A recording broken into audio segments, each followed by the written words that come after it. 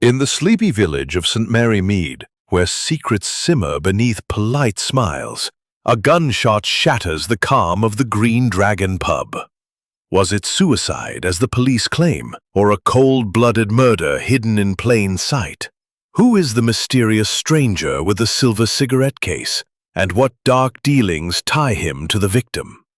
Join Miss Jane Marple, the unassuming spinster with a razor-sharp mind, as she unravels a web of greed, betrayal, and lies, where every clue counts and no one is what they seem. Will she uncover the truth before the killer strikes again? Chapter 1. The Quiet of the Green Dragon. The village of St. Mary Mead, nestled in the gentle folds of the English countryside, was a place where time seemed to pause, as though reluctant to disturb the serenity of its ancient lanes and ivy-clad cottages. The Green Dragon, the village's sole public house, stood at the heart of this quietude, its sign, a faded depiction of a mythical beast swinging lazily in the late summer breeze. It was a place of modest charm, where locals gathered to exchange gossip over pints of ale, and where strangers were noted with a polite but discerning eye. On this particular evening in September, the air was thick with the scent of honeysuckle, and the golden light of dusk spilled through the leaded windows of the Green Dragon, casting a warm glow over the worn oak tables.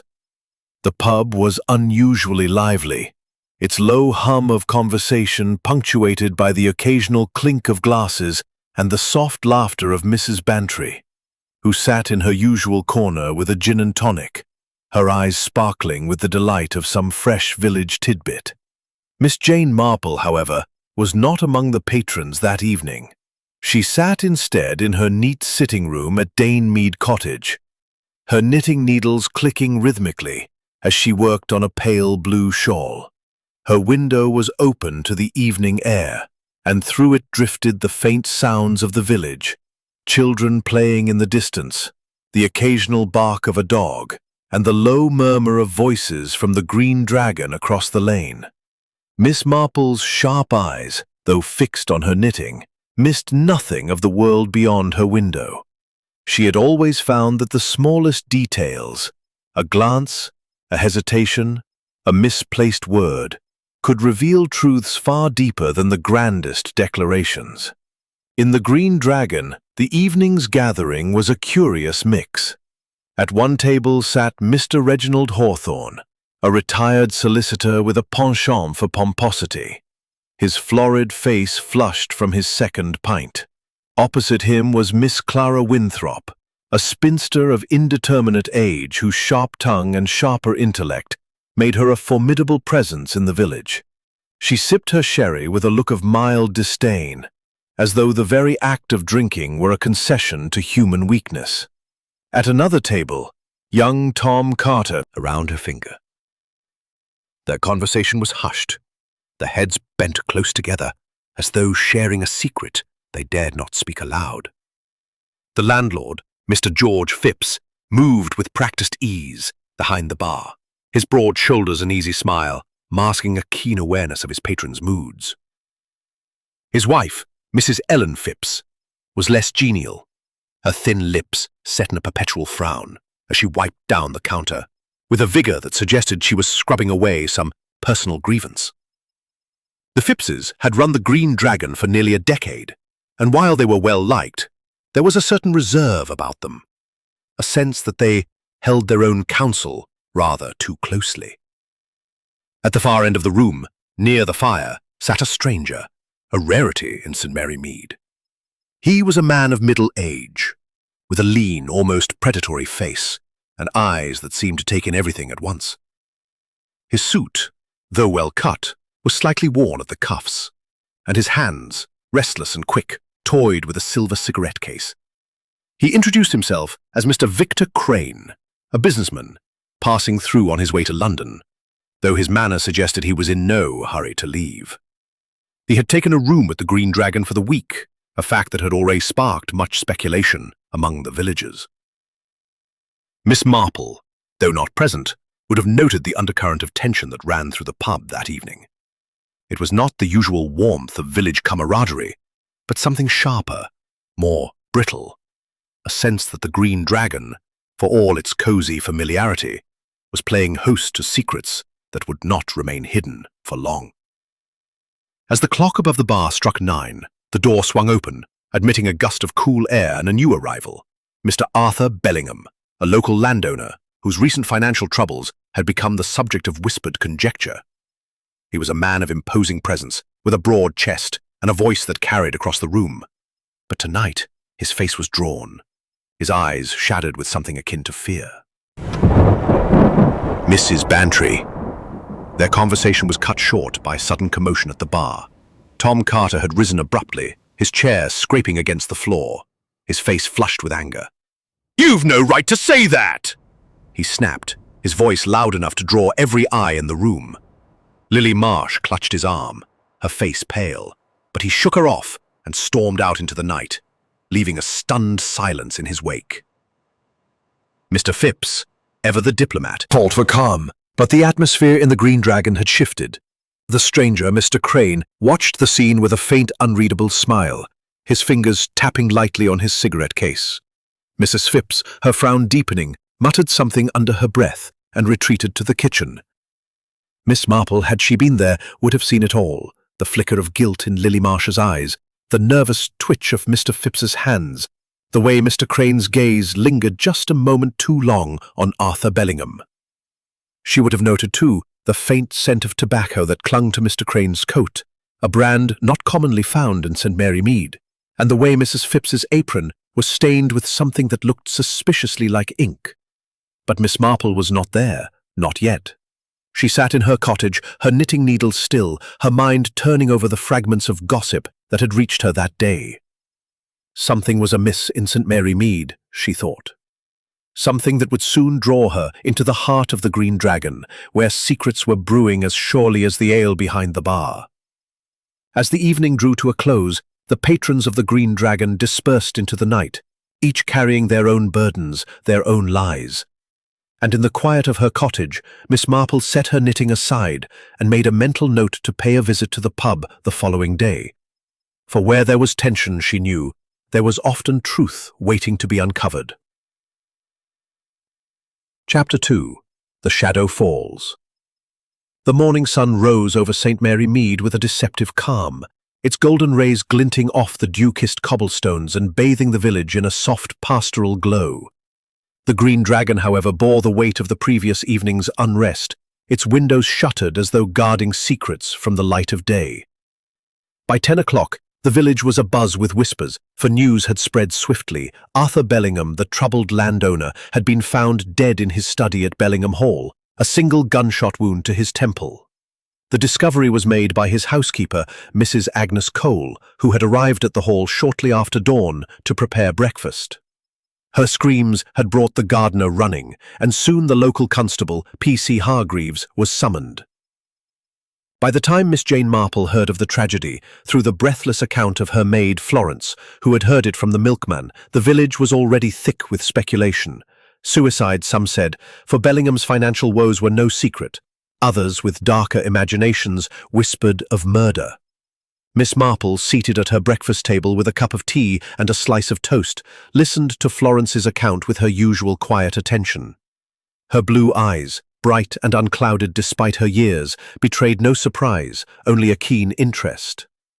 "A gunshot, you say?" she murmured, setting her cup down with deliberate care. "And in his study alone? How very precise."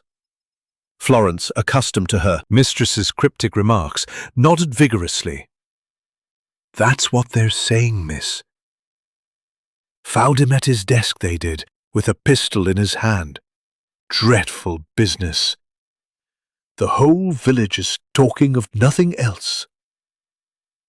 Miss Marple's lips twitched into a faint smile. "The village, Florence, is always talking. But it is what they do not say that interests me." She rose, smoothing her skirt, and added, "I believe I shall take a walk to the Green Dragon this morning. The air will do me good." and one hears such interesting things in the public house. By 11, Miss Marple was seated in the Green Dragon's small parlour, a pot of tea before her and her knitting in her lap. The pub was quieter than the previous evening, its atmosphere heavy with the weight of the morning's news. Mr. Phipps, the landlord, moved with a distracted air, his usual geniality replaced by a furrowed brow. His wife, Ellen, was nowhere to be seen, though the faint clatter of pots from the kitchen suggested her presence. The stranger, Mr. Victor Crane, sat in his usual corner by the fire, a newspaper open before him, but his eyes fixed on the room, as though cataloguing every movement. Miss Marple's arrival had not gone unnoticed. Mrs. Bantry, who had stopped by for a quick sherry and a chance to share the latest gossip, greeted her warmly. "Jane, my dear, have you heard? Poor Arthur Bellingham, shot dead. They're saying it's suicide, but I'm not so sure. He was in the Green Dragon last night, looking positively haunted." Miss Marple's needles clicked softly. "Indeed, Dolly. And what makes you doubt the verdict of suicide?" Mrs. Bantry leaned closer, a voice dropping to a conspiratorial whisper. "Well, for one thing, he was talking to that Crane fellow last night, quite intently, I might add. I couldn't hear what they said, but it looked serious. And then there was that row with young Tom Carter. Something about money, I'd wager. Arthur was never one to let a debt slide." Miss Marple's eyes flickered with interest, though her expression remained serene. "Money, you say? How very illuminating. And where is young Tom this morning?" Mrs. Bantry shrugged. "Haven't seen him, nor Lily Marsh, come to that. They were thick as thieves last night, but after Tom stormed out, Lily looked as if she'd seen a ghost." Before Miss Marple could press further, the door swung open, admitting P.C. Hargreaves, his face flushed with the importance of his task. He approached Mr. Phipps, speaking burdened by debt and secrets. It was all so very neat, and yet, to her orderly mind, it felt wrong. Suicide was a possibility, of course, but Miss Marple had long ago learned that human nature was rarely so straightforward. People, she knew, were far more likely to destroy each other than themselves. As Hargreaves moved to question Mr. Crane, Miss Marple noted the stranger's demeanour. Calm, almost too calm, with a faint smile that suggested amusement rather than grief. He confirmed he had spoken briefly with Bellingham about business matters, but claimed they had parted on amicable terms.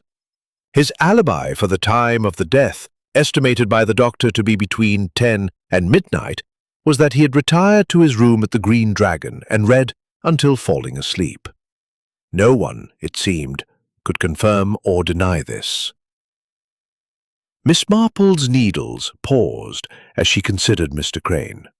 His cigarette case, she recalled, had caught her eye the previous day, mentioned in passing by Florence.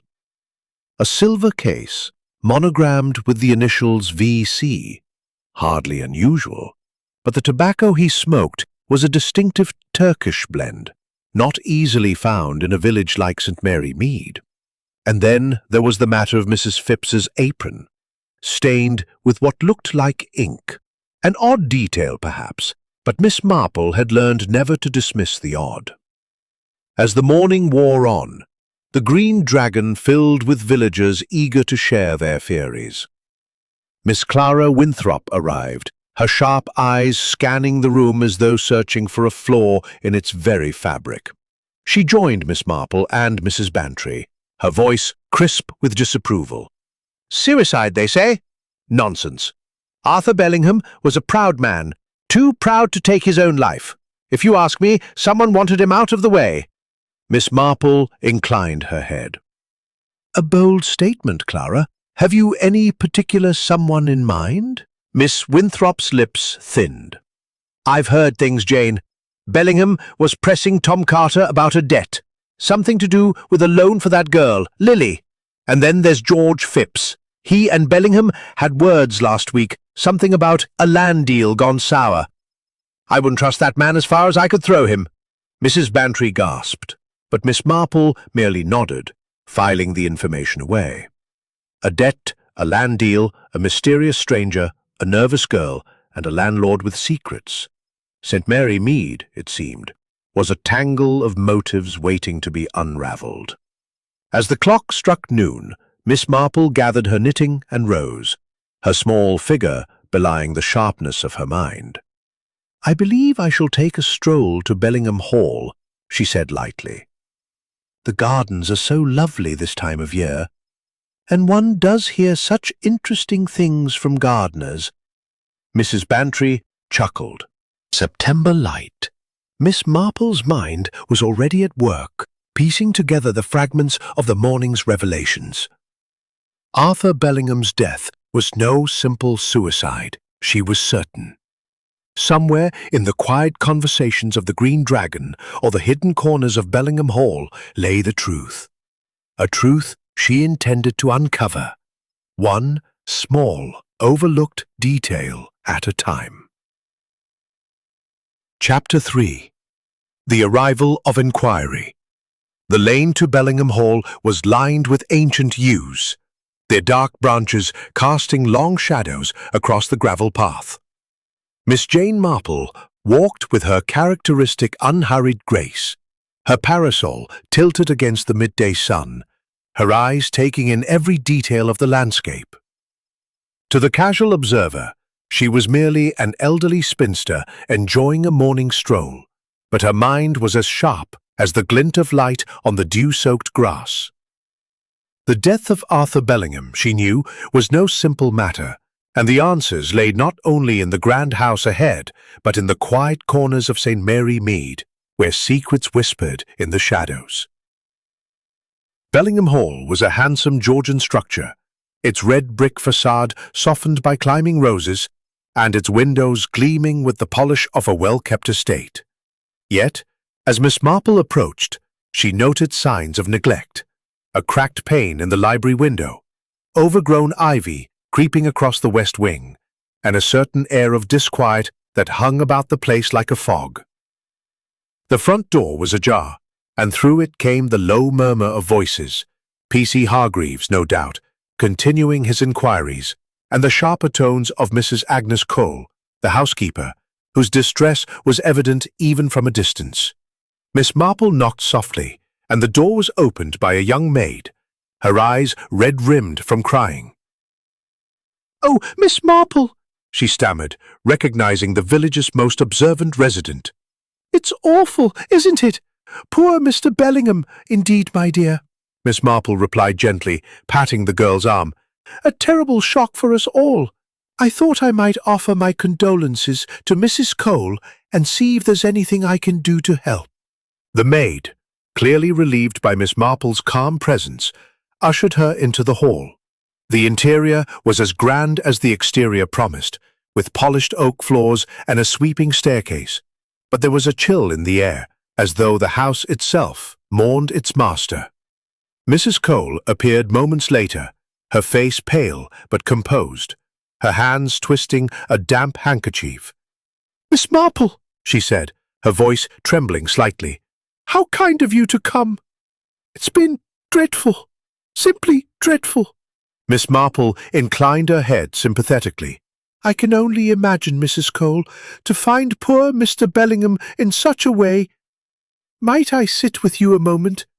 It does one good to talk, I find." Mrs. Cole led her to letters on a side table and a faint smudge of ink on the armrest of a chair, curiously similar to the stain she had observed on Mrs. Phipps's apron at the Green Dragon.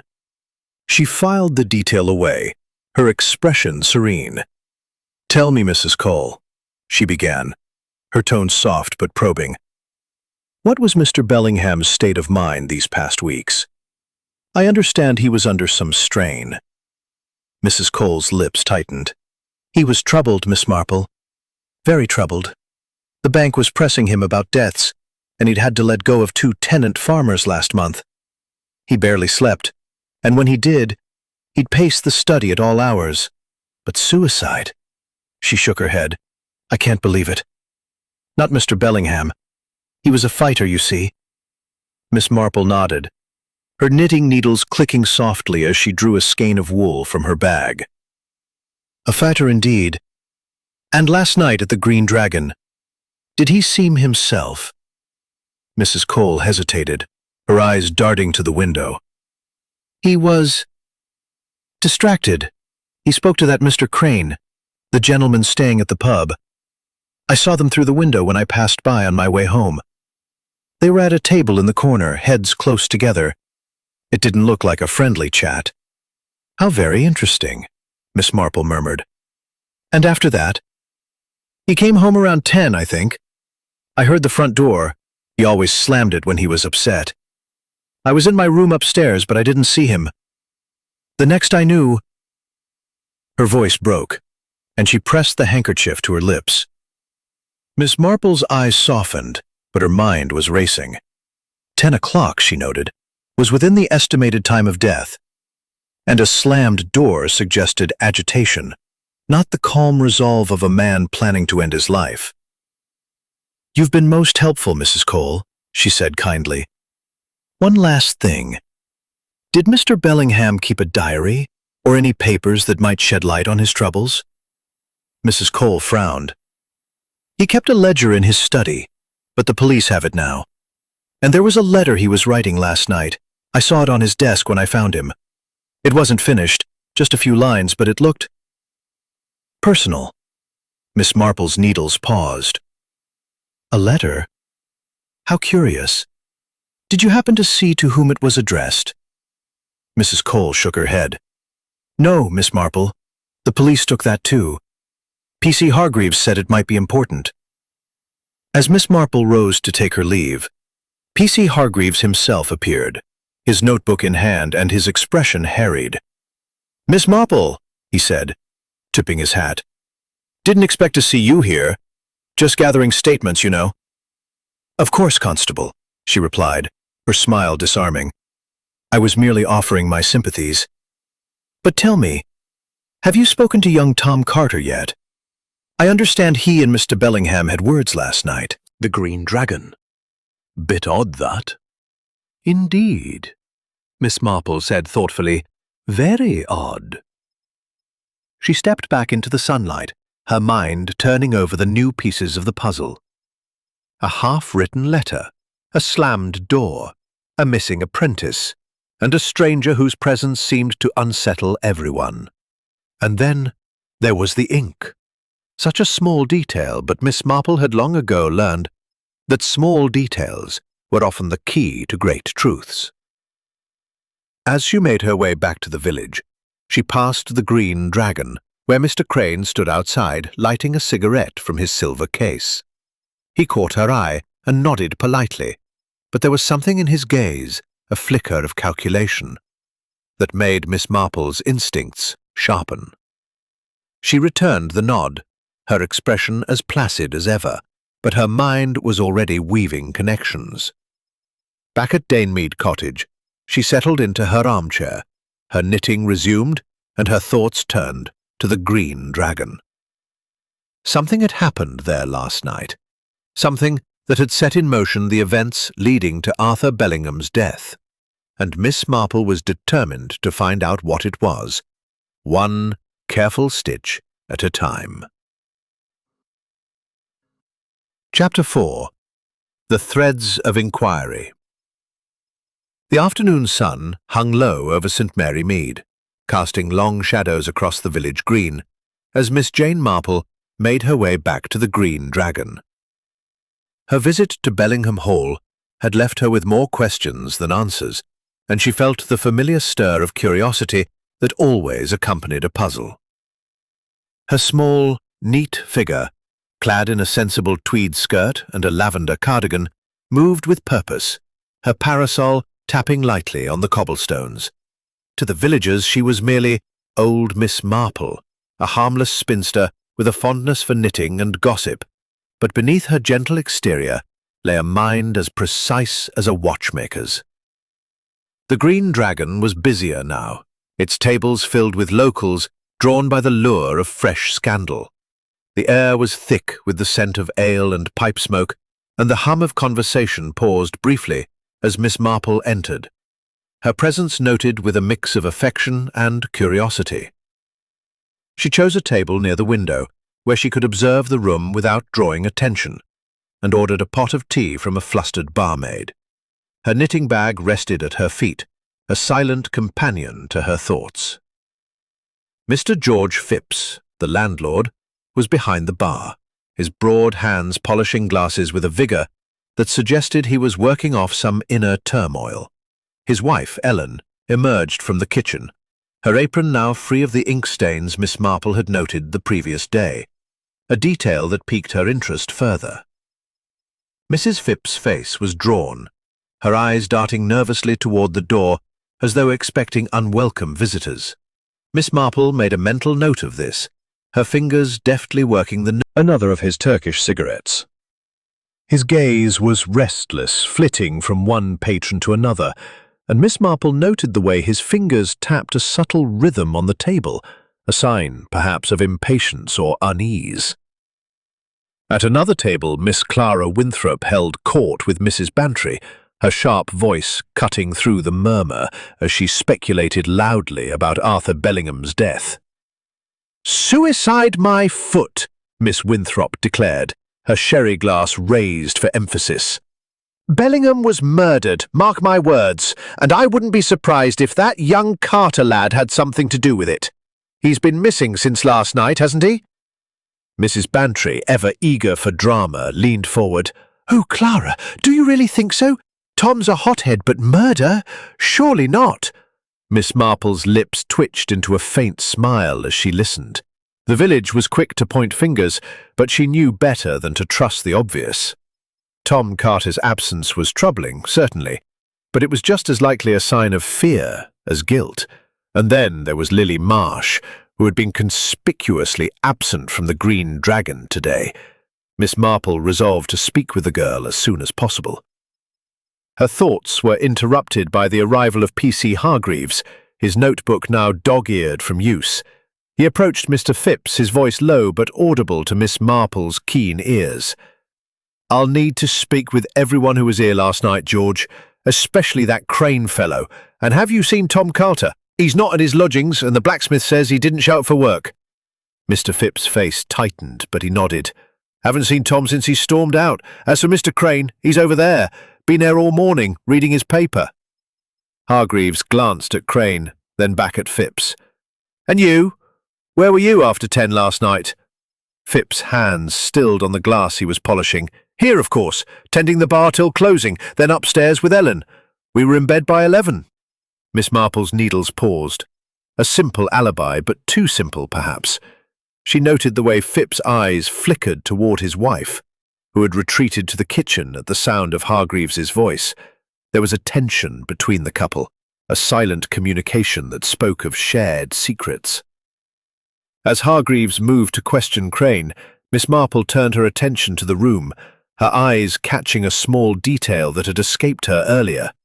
A crumpled piece of paper tucked beneath a table leg, likely used to steady it. It was an inconsequential thing, but Miss Marple had learned never to dismiss the inconsequential. She rose, as though to adjust her shawl, and deftly retrieved the paper, slipping it into her bag with a practiced ease that went unnoticed. Back at her table, she unfolded it carefully. It was a fragment of a letter, written in a hurried hand, the ink smudged but legible. "Must settle the matter tonight. The terms are clear, no more. Delays." The signature was missing, but the handwriting bore a striking resemblance to the bold, slanting script she had glimpsed in Bellingham's study, on the half-finished letter Mrs. Cole had mentioned. Miss Marple's heart quickened, though her face remained serene. This was no suicide note. It was a demand, and a desperate one. She was about to tuck the paper away when Lily Marsh entered the pub, her face pale and her eyes red from crying. She hesitated at the door as though unsure whether to stay or flee, then made her way to a quiet corner, avoiding the curious stares of the other patrons. Miss Marple watched her closely, noting the way her hands twisted in her lap, the same nervous gesture she had observed the previous evening. Rising with the air of one merely stretching her legs, Miss Marple approached Lily, her smile kind but her eyes sharp. "My dear," she said softly, "you look quite unwell. Might I sit with you a moment? A cup of tea does wonders for the spirits." Lily started, then nodded, her voice barely above a whisper. "Thank you, Miss Marple. It's been an awful day." Miss Marple settled beside her, her knitting resumed as a pretext for conversation. "I can imagine, with all this talk of poor Mr. Bellingham. You were fond of him, I think." Lily's eyes filled with tears. "He was kind to me, Miss Marple. He helped me when things were difficult. But Tom was so angry with him. He thought Mr. Amend. I can't understand why you didn't include this sentence in your response. It seems you meant to include a sentence about Tom Carter's anger toward Arthur Bellingham, but it was omitted. Here's how it could be integrated naturally." Lily's eyes filled with tears. "He was kind to me, Miss Marple. He helped me when things were difficult. But Tom was so angry with him. He said Mr. Bellingham cheated him out of money he was owed for work on the estate." She shook her head, her voice trembling. "Tom's not a bad person, but he's been so upset lately." Miss Marple nodded sympathetically, her mind cataloguing the new information. A financial dispute, a missing suspect, and now a fragment of a letter. Each piece of the puzzle was falling into place, though the picture remained tantalizingly incomplete. She patted Lily's hand gently. "You've been most helpful, my dear. Try not to worry. The truth has a way of coming to light." As Lily dabbed at her eyes, Miss Marple returned to her table, her thoughts racing. The letter fragment, the ink stains, the missing apprentice, and the strained alibis of the Phippses, all were threads in a tapestry of deceit. She would need to speak with Tom Carter, and soon. But first, she would pay another visit to Bellingham Hall. The study, she suspected, held more secrets than the police had yet uncovered. As she left the Green Dragon, the village seemed to close in around her, its quiet lanes hiding truths that only patience and observation could reveal. Miss Marple's steps were light, her mind alight with the thrill of the chase. The game, as her old friend Sir Henry Clithering might say, was afoot. Chapter 5. The Red Herrings. The late afternoon light filtered through the yew trees as Miss Jane Marple made her way back to Bellingham Hall, her parasol a steady companion against the waning sun. The village of St. Mary Mead buzzed with the fervour of fresh gossip, and the death of Arthur Bellingham had ignited imaginations, with theories ranging from the plausible to the absurd. To most, the case seemed clear. A man burdened by debt, a pistol in his hand, a locked study. Suicide was the obvious conclusion. Yet Miss Marple, with her unerring instinct for human nature, sensed a deeper truth lurking beneath the surface, obscured by the very clarity of the evidence. At Bellingham Hall, the air was heavy with the scent of old wood and wax polish, but the house felt emptier now, as though the life had drained from its walls along with its master.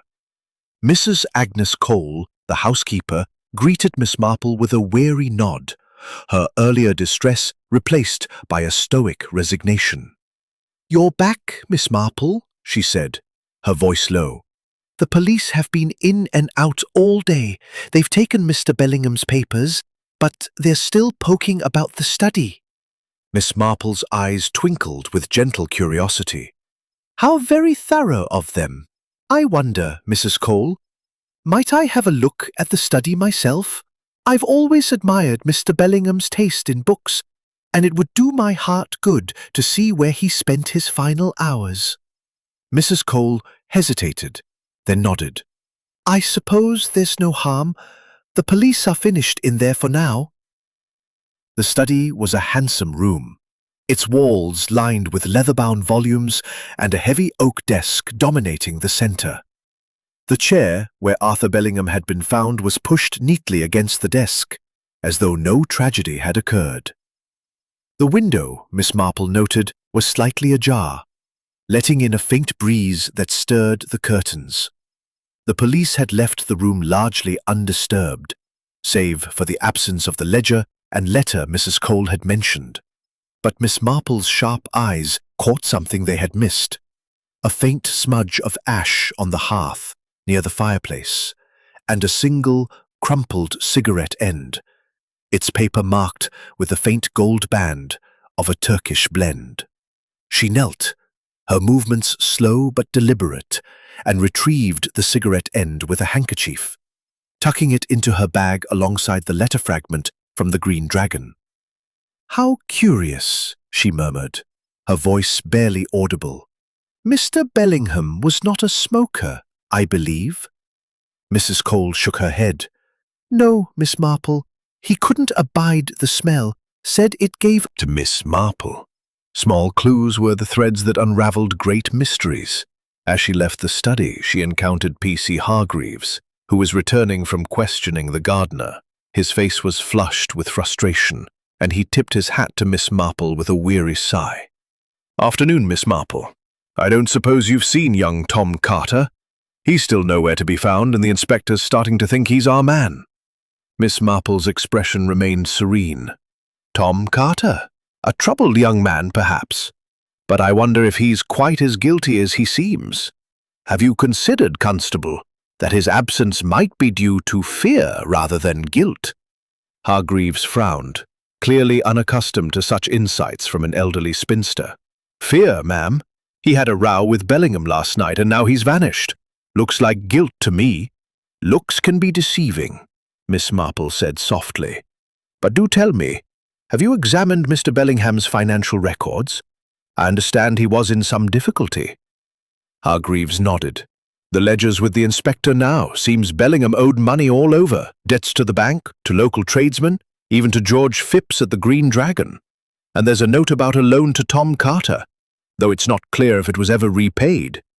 Miss Marple's needles, which she had resumed knitting as they spoke, clicked rhythmically. "A loan, you say? How very interesting.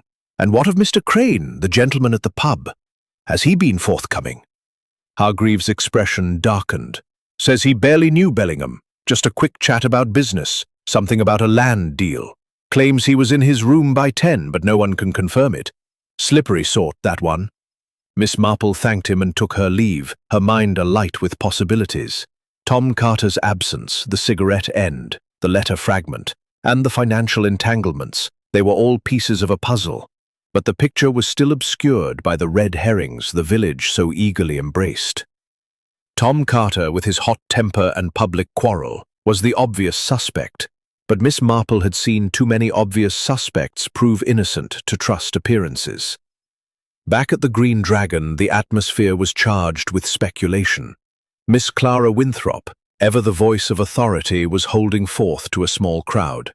"Mark my words, it's that Carter boy. He's run off because he knows he's guilty.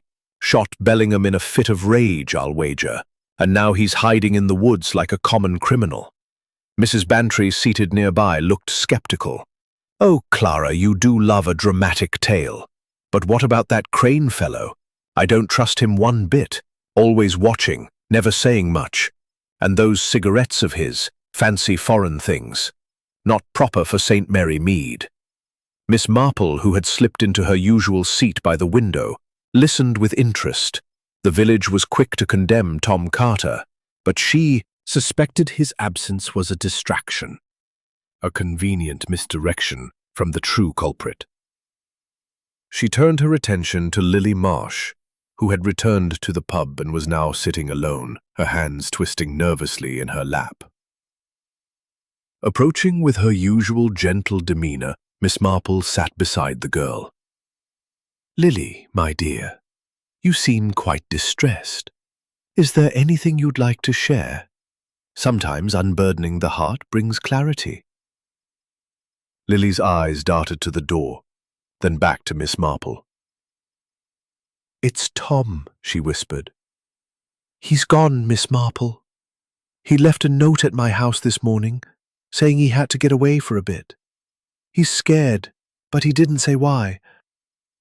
I don't think he hurt Mr. Bellingham, but he knows something. He wouldn't tell me what." Miss Marple's eyes softened, but her mind was racing. "A note, you say? How very thoughtful of him to let you know. Did he mention where he might go?" Lily shook her head. "No, just that he'd be back when things were safer." "Oh, Miss Marple, I'm so worried for him." Miss Marple patted her hand. "Try not to fret, my dear. Young men often act rashly, but they come to their senses in time. Keep that note safe. It may be important." As Lily nodded tearfully, Miss Marple returned to her tea, her thoughts coalescing around the clues she had gathered. The cigarette end, the letter fragment, the ink stains, and now Tom Carter's flight, all pointed to a web of deception that centered on the Green Dragon. Someone in that pub, she was certain, held the key to Arthur Bellingham's death, and she intended to find out who. As the evening drew on, Miss Marple watched Mr. Crane light another cigarette, his eyes meeting hers briefly across the room. There was a challenge in his gaze, a silent acknowledgement of her scrutiny. Miss Marple smiled faintly, her needles clicking steadily. The red herrings might fool the village, but they would not fool her. The truth, she knew, was only a matter of time. Chapter 6. A Clue in Detail. The evening shadows lengthened over St. Mary Mead, cloaking the village in a hush that seemed to hold its breath, as though awaiting the next revelation in the tragedy of Arthur Bellingham's death. Miss Jane Marple sat in her cottage, the fire crackling softly in the grate, her knitting needles moving with their familiar rhythm. Before her, on the small table, lay the clues she had gathered: the crumpled letter fragment from the Green Dragon, the Turkish cigarette end from Bellingham's study, and a mental catalogue of the village's whispers and alibis. Each was a thread in the tapestry of the mystery, but it was a single detail, small and overlooked: the paper, a crest barely visible, that matched the stationery she had seen in Bellingham's study. But it was the ink itself that intrigued her most. It was not the common blue-black of a fountain pen, but a richer, darker hue, almost violet, with a faint sheen that suggested expense. She had seen that same shade before, not only on the letter, but on Mrs. Phipps's apron, and more recently on the armrest of a chair in Bellingham's parlour. "A curious coincidence," Miss Marple murmured to herself, her voice soft as the rustle of her wool. "And yet I do not believe in coincidences." She set the fragment aside and turned her thoughts to the cigarette end. The Turkish blend, with its distinctive gold band, pointed unmistakably to Mr. Victor Crane, the enigmatic stranger whose presence in St. Mary Mead seemed to unsettle everyone. His alibi, that he had been in his room at the Green Dragon by 10, was unverified, and his conversation with Bellingham the night before the death had been, by all accounts, tense.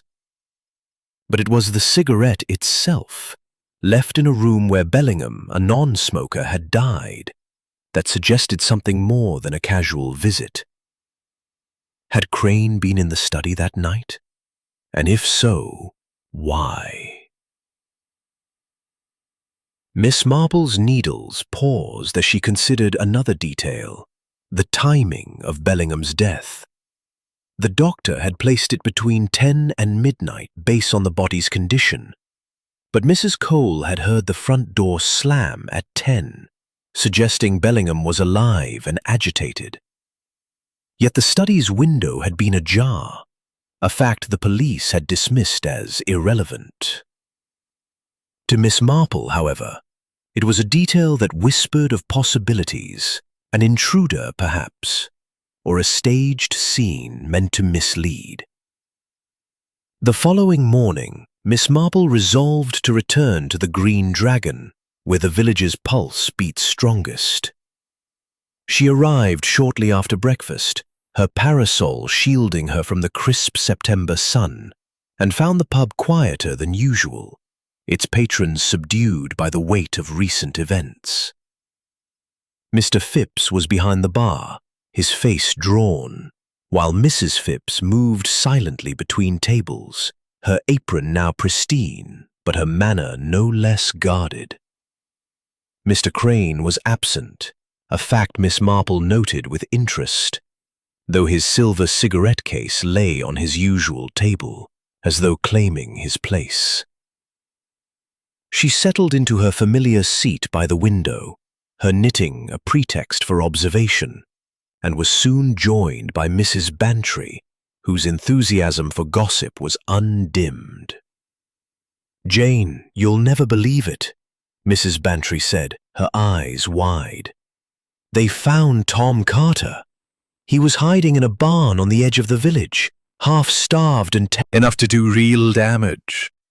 The inspector thinks it might be connected to Bellingham's death, though I can't see how, with a gunshot and all."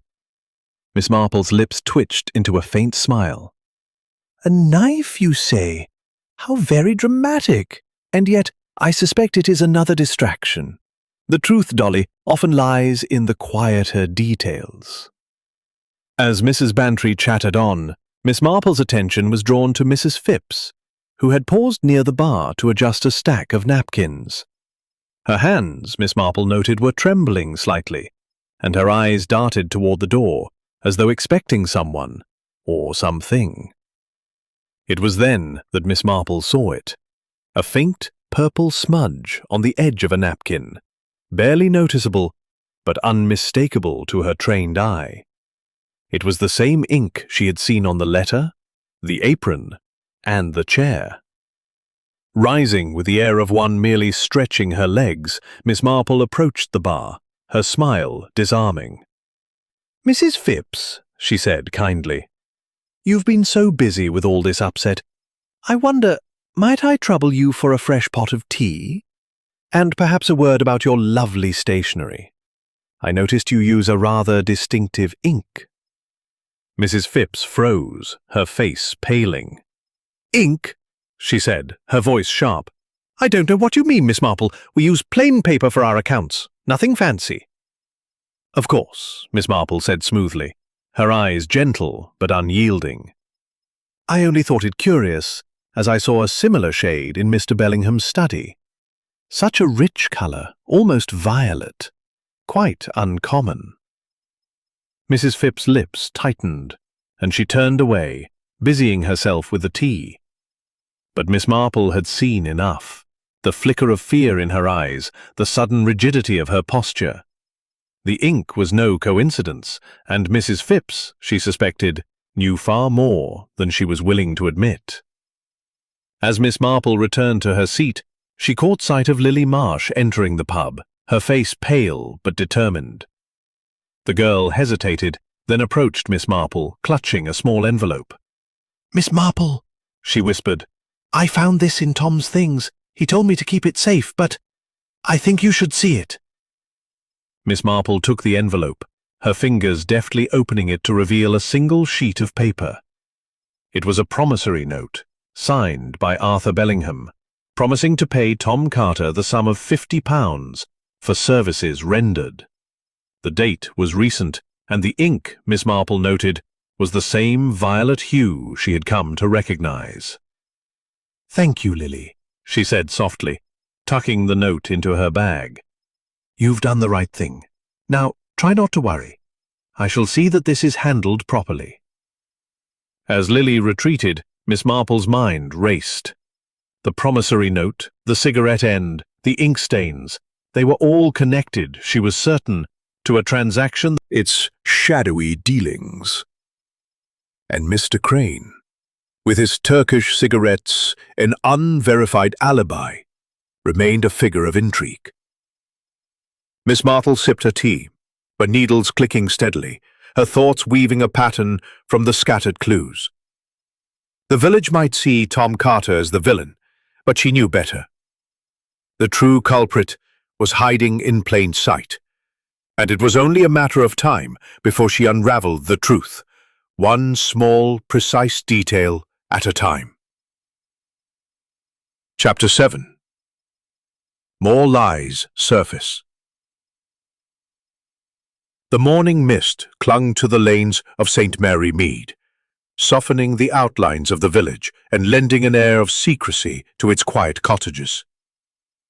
Miss Jane Marple, seated at her breakfast table in Danemead Cottage, sipped her tea and considered the growing web of clues surrounding Arthur Bellingham's death.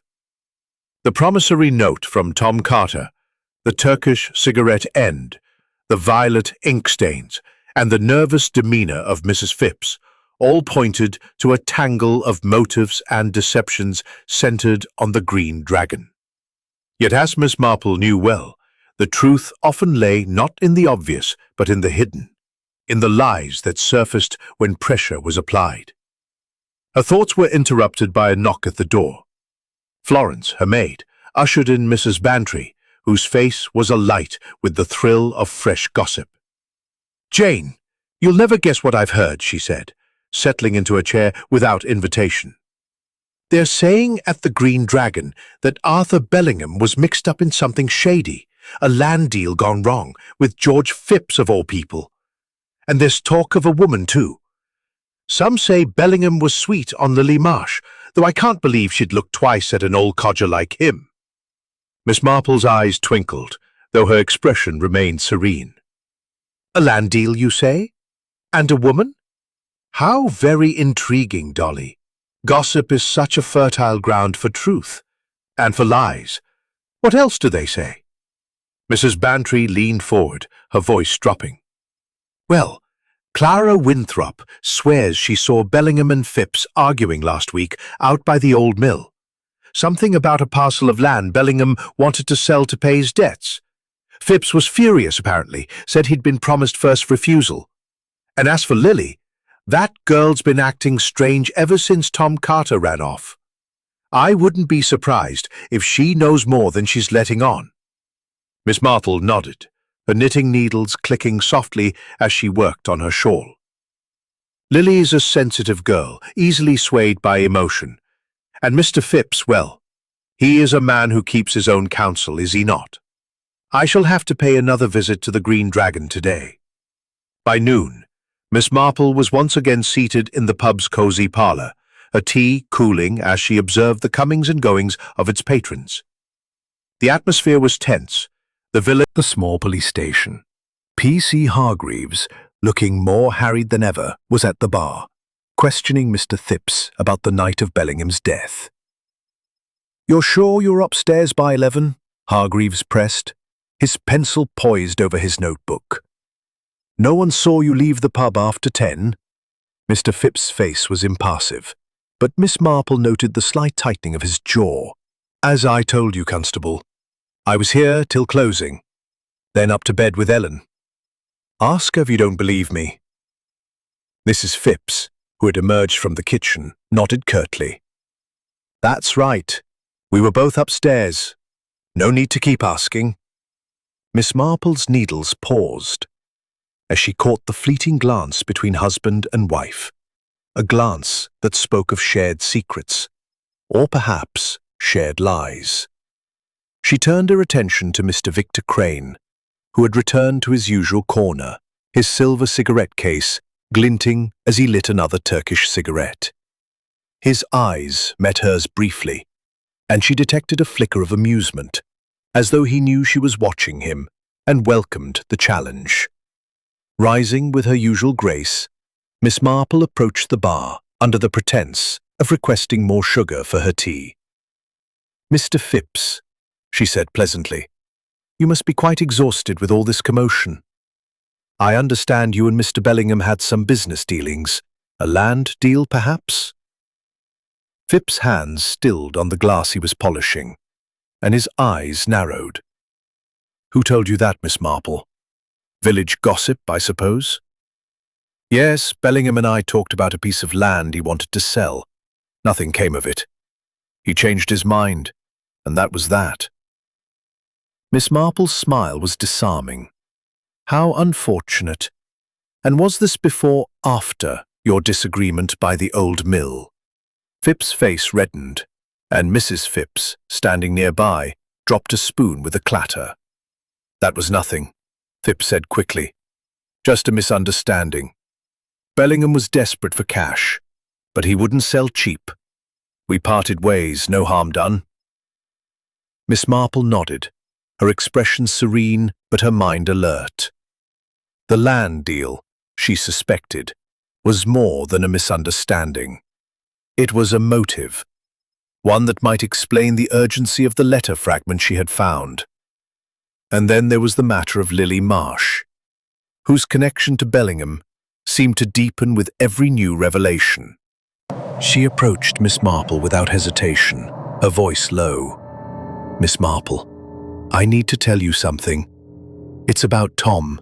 He didn't want me to say, but I can't keep it in anymore. Miss Marple patted the chair beside her. Sit, my dear. Whatever it is, you're right to share it. The truth is always better out than in. Lily's hands twisted in her lap, her voice barely above a whisper. For work. Tom was in trouble, Miss Marple. He'd got mixed up with some men from London. Bad sorts, he said. Mr. Bellingham promised to help, but he wanted something in return. Something about papers, important ones. Tom wouldn't tell me what. Miss Marple's eyes narrowed slightly, though her smile remained kind. Papers, you say? How very curious. And did Tom give Mr. Bellingham these papers? Lily shook her head. I don't know. He was supposed to meet him that night at the Green Dragon, but then they argued, and Tom stormed out. He swears he didn't go to Bellingham Hall, but he's so scared, Miss Marple. He thinks those London men might come for him. Miss Marple's needles resumed their rhythm, her mind racing. Papers, alone, and men from London. Each new detail added complexity to the puzzle. And the violet ink, she thought, was the thread that tied it all together. She recalled the smudge on Mrs. Phipps's apron, the stain on the chair in Bellingham's parlour, and now the promissory note. Someone in St. Mary Mead was writing more than they admitted, and Miss Marple suspected it was not Bellingham. As Lily left, her shoulders hunched with worry, Miss Marple's gaze drifted to Mr. Crane, who was watching the room with his usual detached amusement. His presence, she felt, was no accident. He was connected to the bad sorts from London, perhaps, or to the mysterious papers that had so troubled Tom Carter. And Mrs. Phipps, with her nervous glances and violet-stained hands, was hiding something, perhaps a secret that had driven Bellingham to his death. Miss Marple sipped her tea, her thoughts weaving a pattern from the lies that had surfaced.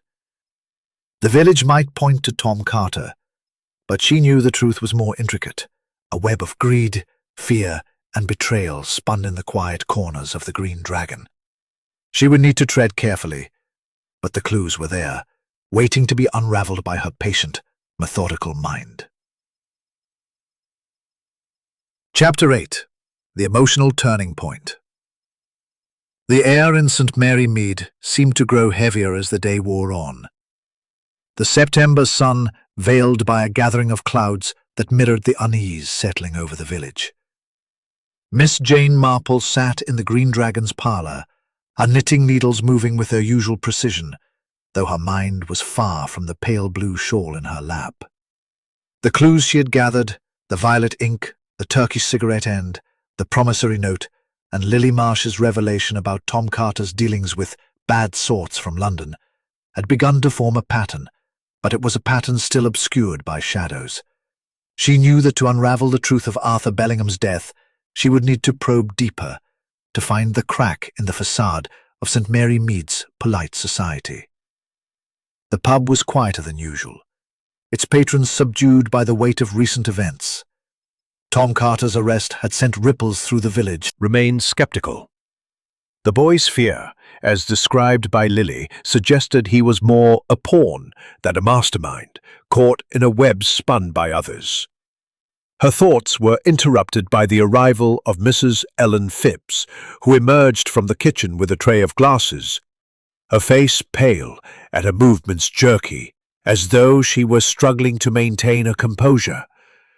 Miss Marple watched her closely, noting the way her hands trembled as she set the tray down, the faint smudge of violet ink still visible on her fingers despite her efforts to scrub it away. It was a small detail, but to Miss Marple it was as telling as a confession. She rose, her manner as gentle as ever, and approached the bar under the pretense of requesting a fresh pot of tea. "Mrs. Phipps," she said softly, her eyes kind but unyielding, "you seem quite out of sorts today. I do hope you're managing with all this upset. It must be difficult, running the Green Dragon with such a shadow hanging over it." Mrs. Phipps' lips tightened, and she avoided Miss Marple's gaze. "We're managing, Miss Marple. It's a sad business, but life goes on." "Of course," Miss Marple said, her voice soothing. "But I can't help noticing how much strain you're under. It's the little things, you know, your hands, for instance. That ink on your fingers is quite distinctive. I saw the same shade in Mr. Bellingham's study, and on a letter I found here. It's curious, don't you think?" Mrs. Phipps froze, her hand clutching a glass so tightly that Miss Marple feared it might shatter. For a moment, silence hung between them, heavy with unspoken truths. Then, to Miss Marple's surprise, Mrs. Phipps' composure cracked, her shoulders sagging as tears welled in her eyes. "Oh, Miss Marple," she whispered, her voice breaking. "I didn't mean for any of this to happen. I swear it. I only wanted to help George, to keep the pub going. We were in debt, you see, and Mr. Bellingham, he offered a way out." Miss Marple's expression remained serene, though her heart quickened. "A way out, you say? Perhaps you'd feel better if you told me, my dear. A burden shared is a burden lightened." Mrs. Phipps glanced nervously toward the kitchen door, ensuring her husband was out of earshot, then leaned closer, her voice barely audible. "It was the land deal. Mr. Bellingham wanted to sell a parcel of his estate to pay his debts, and George was to buy it at a low price, mind you, because Bellingham was desperate. But there were papers, important ones, that he wanted in return. Papers George had. Papers that could ruin us." Miss Marple's needles, which she had resumed knitting to maintain the illusion of calm, paused briefly. "Papers?" she prompted gently. "What sort of papers, Mrs. Phipps?" "Skimming a bit here and there to keep us afloat. Bellingham found out, don't ask me how, and he said he'd expose us, unless we agreed to his terms. We were to meet him that night, at the Green Dragon, to hand over the papers, but then he died." Miss Marple nodded, her mind racing. The violet ink, she realized, was not just a clue, but a signature of sorts, linking Mrs. Phipps to the documents that had entangled her husband with Bellingham. "And did you give him the papers?" she asked, her tone as mild as if she were discussing the weather. Mrs. Phipps shook her head, tears spilling down her cheeks. "No. George was furious. He said Bellingham was trying to cheat us, that the land wasn't worth what he claimed. They argued, and George refused to hand them over. I thought it was over, but then we heard about the shooting. Oh, Miss Marple, I'm so afraid George did something terrible." Miss Marple patted her hand, her touch reassuring, but her mind alert. There, my dear, you've done right to tell me. But tell me, where were you that night, after the pub closed?" Mrs. Phipps swallowed hard. "I was upstairs, like I told the constable. George was with me until 11. But then, he said he had to step out for a bit. He didn't say where, and I didn't ask. I was too afraid to know." Miss Marple's eyes softened, but her thoughts were razor-sharp. George Phipps, out after 11, with no alibi for the critical hour of Bellingham's death. And the papers, false accounts that could ruin the Phippses, were a motive as old as greed itself. But there was more, she sensed, something that tied the Phippses to Mr. Victor Crane and perhaps to the mysterious men from London Lily had mentioned. As Mrs. Phipps retreated to the kitchen, wiping her eyes, Miss Marple returned to her seat. Her knitting resumed, but her mind elsewhere. The emotional outburst had been revealing, but it was only a partial truth, a crack in the facade that hid a deeper deception. She glanced across the room, where Mr. Crane sat, his Turkish cigarette sending curls of smoke into the air. He had been watching the exchange, she realized, his eyes narrowed with interest. Before she could ponder further, Lily Marsh entered the pub, her face pale but determined. She approached Miss Marple, clutching a small bundle wrapped in cloth. "Miss Marple," she whispered, "I found this in Tom's things, hidden in his room. I didn't want to give it to the police, not yet, but I trust you." Miss Marple unwrapped the bundle carefully, revealing a small ledger, its pages filled with numbers and dates, written in the same violet ink she had come to recognize. A quick glance confirmed it was not Bellingham's ledger, but another, detailing transactions between the Green Dragon and an unnamed party. Sums far larger than a village pub could account for. At the bottom of one page was a single initial. Quickened, though her expression remained calm. "Thank you, Lily," she said softly. "This is most helpful. Keep this between us for now, and try not to worry. The truth is closer than you think." As Lily nodded and left, Miss Marple tucked the ledger into her bag, her mind weaving the new clue into the pattern.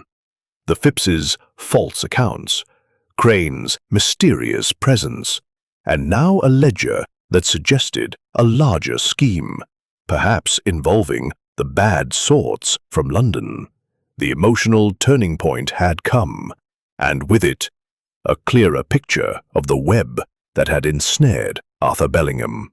Miss Marple knew she was close to the truth, but she would need to tread carefully, for the culprit was watching, and the Green Dragon was no longer a place of safety. Chapter 9. The Trap. The late afternoon light cast a golden hue over St. Mary Mead, softening the edges of the village's ancient cottages and lending a deceptive calm to the Green Dragon. Inside, however, the air was thick with tension, the murmur of voices laced with unease as the village grappled with the mystery of Arthur Bellingham's death. Miss Jane Marple sat in her usual corner by the window, her knitting needles clicking rhythmically, her serene demeanor masking the sharp calculations of her mind. The clues she had gathered, the violet-inked ledger, the Turkish cigarette end, the letter fragment, and Mrs. Phipps's tearful confession had begun to form a coherent pattern, but the final piece remained elusive. To uncover it, she knew, she would need to set a trap, one that would draw the culprit into the open. Miss Marple had spent the morning in quiet reflection at Dane Mead Cottage, poring over the ledger Lily Marsh had given her. The document was a revelation, detailing transactions far beyond the scope of a village pub, sums paid to and from an unnamed party, marked only with the initial V. The handwriting, in that distinctive violet ink, matched the promissory note and the letter fragment, suggesting a connection between the Green Dragon, Arthur Bellingham, and the mysterious Mr. Victor Crane. But it was the nature of the transactions that intrigued her most, payments for services and deliveries that bore the hallmarks of something illicit, perhaps tied to the bad sorts from London Lily had mentioned. She had decided, with careful deliberation, to gather the key players at the Green Dragon that evening. It was a risky move, but Miss Marple had long ago learned that human nature, when pressed, revealed its secrets in the most unexpected ways. She enlisted the help of Mrs. Bantry, whose flair for drama made her an ideal messenger.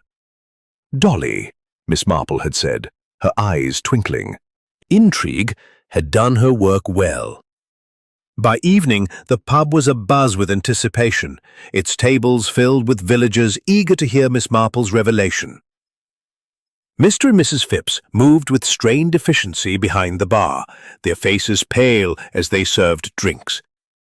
Mr. Victor Crane sat in his usual corner, his silver cigarette case glinting as he lit another Turkish cigarette, his eyes sharp with interest. Lily Marsh was there too, her hands twisting nervously in her lap, while Miss Clara Winthrop held court at a nearby table, her voice sharp with speculation. Even P.C. Hargreaves was present, his notebook at the ready, though his expression suggested he was skeptical of Miss Marple's involvement. As the clock struck 8, Miss Marple rose, her small figure commanding the room's attention with an authority that belied her gentle appearance. "Good evening," she said, her voice clear and measured. "I thank you all for coming. The death of Mr. Arthur Bellingham has cast a shadow over our village, and I believe it is time we brought some light to the matter. I have found a document, a ledger, in fact, that suggests Mr. Bellingham was involved in dealings far more complex than we imagined. Dealings that may have led to his death." A murmur rippled through the room, and Miss Marple noted the reactions. Mr. Phipps's hands froze on a glass, Mrs. Phipps's face paled further, and Mr. Crane's fingers paused mid-tap on his cigarette case. Lily Marsh's eyes widened, while Miss Winthrop leaned forward, her expression a mix of curiosity and skepticism. "This ledger," Miss Marple continued, "details transactions involving large sums of money, written in a distinctive violet ink. It mentions services and deliveries, and it bears a single initial, V. I believe it points to a scheme that entangled several people in this room, a scheme that Mr. Bellingham sought to expose or perhaps exploit to his own ends." Mr. Phipps stepped forward, his voice rough. "That's nonsense, Miss Marple. You've no right to go poking into private matters. That ledger could be anything. Accounts from the pub, maybe, nothing more." Miss Marple's eyes met his, calm but unyielding. "Indeed, Mr. Phipps, and yet the ink matches that of a letter found here, demanding that a matter be settled tonight. It matches, too, the stains I saw on your wife's apron and on a chair in Mr. Bellingham's parlour. Curious, don't you think, that such a distinctive ink should appear in so many places?" Mrs. Phipps gasped, her hand flying to her mouth, and Miss Marple pressed her advantage. "Mrs. Phipps, you told me of your husband's dealings with Mr. Bellingham. A land deal, you said, and papers that could ruin you. False accounts, perhaps? Accounts that Mr. Bellingham threatened to expose unless you met his terms?"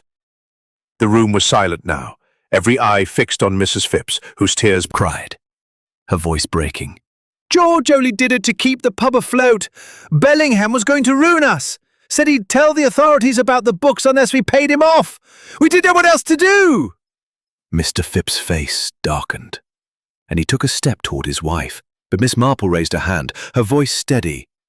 "And you, Mr. Phipps? You left the pub after 11 that night, did you not?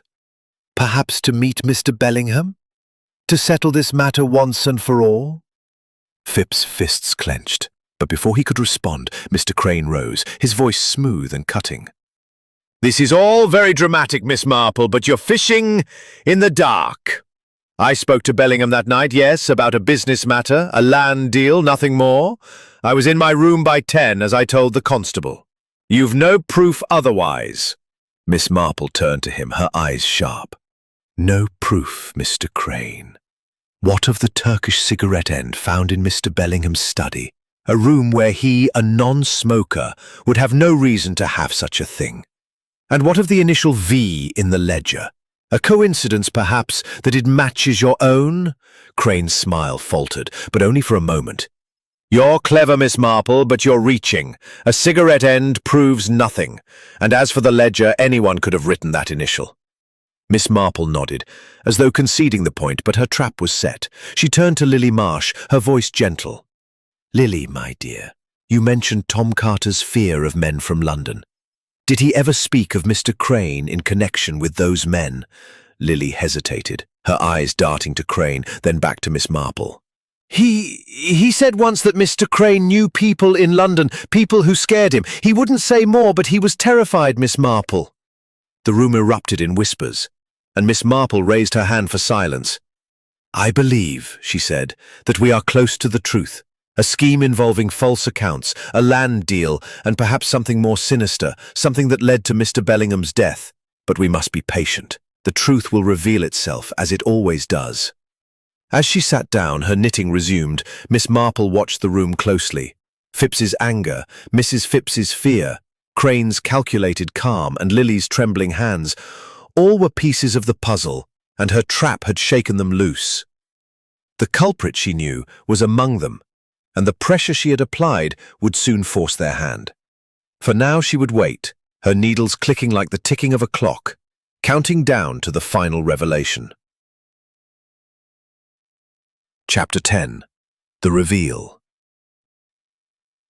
The Green Dragon was hushed, the air thick with anticipation, as Miss Jane Marple stood once more, her small, neat figure commanding the room's attention with a quiet authority that belied her age. The fire in the grate crackled softly, casting flickering shadows across the faces of the gathered villagers, Mr. and Mrs. Phipps, pale and tense behind the bar. Mr. Victor Crane, his cigarette case glinting as he leaned back with a forced air of nonchalance. Lily Marsh, her hands clasped tightly in her lap. And P.C. Hargreaves, his notebook open, but his expression one of reluctant awe.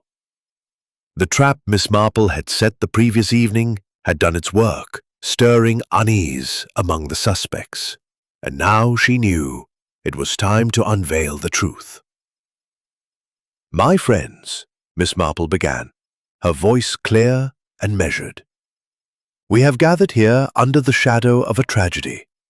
The death of Mr. Arthur Bellingham, found shot in his study at Bellingham Hall. The police have called it suicide, but I believe, as many of you do, that it was murder, a crime born of greed, fear, and betrayal, woven into the very fabric of our village. A murmur rippled through the room, but Miss Marple raised a delicate hand for silence. Let us begin with the facts. Mr. Bellingham was found at his desk, a pistol in his hand, between 10 and midnight on the night of his death. The door to his study was locked, the window ajar, and a half-written letter lay before him, penned in a distinctive violet ink. At first, it seemed a clear case of a man driven to despair by financial ruin. But the details, as I have always found, tell a different story. She paused, her eyes sweeping the room, noting the tightening of Mr. Phipps's jaw, the flicker of fear in Mrs. Phipps's eyes, and the subtle shift in Mr. Crane's posture. The first clue was the cigarette end, a Turkish blend found in the hearth of Mr. Bellingham's study, a room where he, a non-smoker, would have no reason to have such a thing.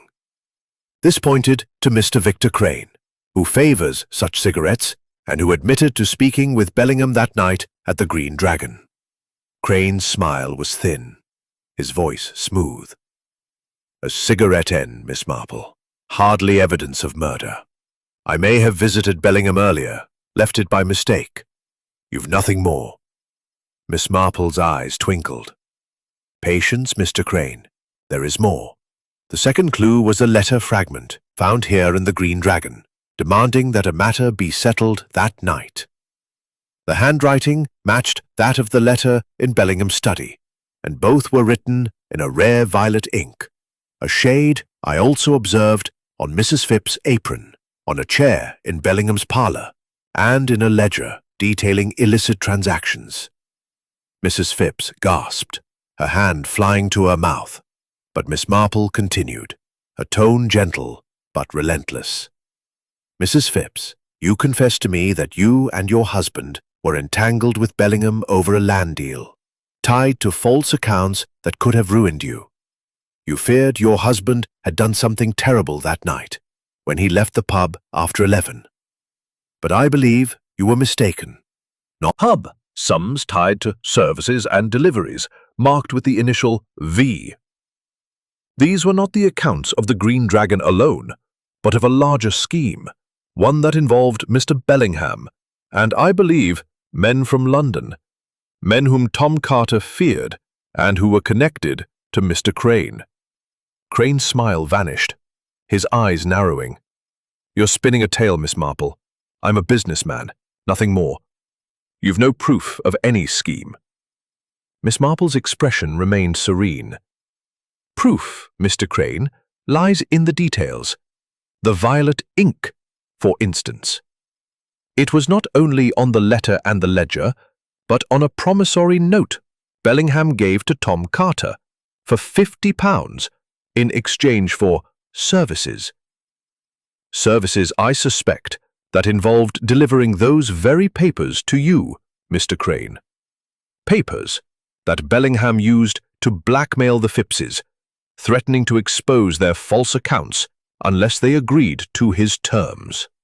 She paused, letting her words sink in.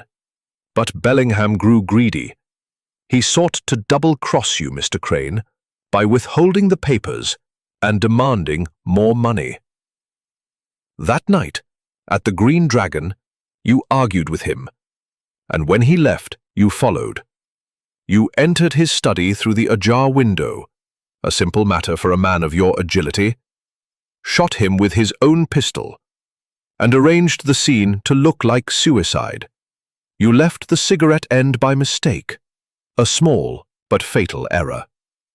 The room was silent, every eye fixed on Crane, whose face had grown pale.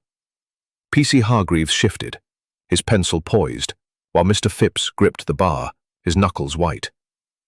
Lily Marsh's eyes were wide with shock, and Mrs. Phipps' tears flowed freely. "But why?" Mrs. Bantry blurted, unable to contain herself. "What were those papers?" Miss Marple's gaze softened. "The papers, I believe, were evidence of a smuggling operation, a network that used the Green Dragon as a front for illicit goods, perhaps liquor or contraband from London. Bellingham discovered it and saw an opportunity to clear his debts. Mr. Phipps was complicit, keeping false accounts to hide the profits, but Mr. Crane was the mastermind. Coordinating with his contacts in London, when Bellingham threatened to expose them, Crane acted to silence him." Crane rose, his voice cold. "A fine story, Miss Marple, but you've no evidence. A cigarette end and some ink? It won't hold in court." Miss Marple's smile was gentle but unyielding. "Perhaps not, Mr. Crane. But the ledger, now with the police, there's your initials and detailed transactions that match payments found in Bellingham's own records. And then there is Tom Carter, who, I am certain, will confirm your involvement once he is assured of his safety." "You've got a lot to answer for." Crane's composure cracked, his eyes darting to the door, but Hargreaves was quick, signaling two constables who had entered unnoticed. As they led Crane away, the room erupted in whispers, the villagers stunned by the revelation. Mrs. Phipps sank into a chair sobbing, while Mr. Phipps stared after Crane, his face a mask of guilt and relief. Miss Marple resumed her seat, her knitting needles clicking softly. "A sad business," she murmured to Mrs. Bantry, who was gaping at her. "The heart is deceitful above all things, as the good book says. But the truth, Dolly, always finds a way." As the crowd dispersed, Miss Marple sipped her tea, her mind already turning to the quiet of her cottage. The puzzle was solved, the trap sprung, and St. Mary Mead could begin to heal. But she knew with a quiet certainty that the village's secrets would never truly sleep. Chapter 11. The Reflection. The morning after the dramatic scene at the Green Dragon, St. Mary Mead awoke to a quiet that felt almost reverent. as though the village itself were exhaling after days of held breath. The arrest of Mr. Victor Crane had sent ripples through the community, and the truth of Arthur Bellingham's murder, a sordid tale of smuggling, blackmail, and betrayal, had left the villagers both shocked and chastened. Miss Jane Marple sat in her sitting room at Mead Cottage, her knitting needles moving with their familiar rhythm, the pale blue shawl growing steadily in her lap. The fire crackled softly, and through the open window came the gentle sounds of the village, birdsong, the distant clatter of a milk cart, and the murmur of neighbors exchanging hushed words about the events of the previous night. Miss Marple sipped her tea, her blue eyes bright with reflection. The case had been a complex one, its threads woven from the frailties of human nature, greed, fear, and the desperate need to protect one's own. She had always found that the smallest details, those overlooked by others, were the key to unraveling such mysteries. The violet ink, the Turkish cigarette end, the ledger with its cryptic initial, these have been the signposts that led her to the truth, guiding her through the maze of lies spun by those in the Green Dragon. Mrs. Bantry arrived shortly after breakfast, her face alight with a mix of awe and excitement. "Jane, you were magnificent last night," she exclaimed, settling into an armchair with a rustle of skirts. "The way you laid it all out, Crane didn't stand a chance. But how did you know it was him? And those papers, what were they really?" Miss Marple's lips twitched into a faint smile. "My dear Dolly, it is always the little things that betray us. Mr. Crane was clever, but he could not hide his habits, the Turkish cigarettes, for instance, which marked his presence in a room where he had no business being. As for the papers, they were, I believe, records of a smuggling operation, likely involving contraband liquor or goods from London, funneled through the Green Dragon. Mr. Bellingham, desperate for money, saw an opportunity to profit by threatening to expose it. But he underestimated Mr. Crane, who was not a man to be crossed." Mrs. Bantry leaned forward, her eyes wide. "And the Phippses, were they in on it too?" Miss Marple's needles clicked softly. "Mr. Phipps was complicit, keeping false accounts to hide the profits, though I suspect he was drawn in by necessity rather than greed. Mrs. Phipps, poor soul, was caught between loyalty to her husband and fear of ruin. Their part was small but crucial, and it was their fear that first alerted me to the deeper truth." She paused, her eyes distant. "Human nature, Dolly, is a curious thing. We build such elaborate facades to hide our weaknesses, but they crumble under scrutiny. Mr. Crane thought himself untouchable, but he forgot that even the cleverest schemes leave traces, ink stains, cigarette ends, a young man's fear. It is these traces that tell the story, if one knows how to read them." Mrs. Bantry shook her head in wonder. "You make it sound so simple, Jane. But what about Tom Carter and Lily? Will they be all right?" Miss Marple's expression softened. "Tom, I believe, will be cleared. He was foolish, entangled with Crane's associates through a debt he could not repay, but he is no murderer. His flight was born of fear, not guilt.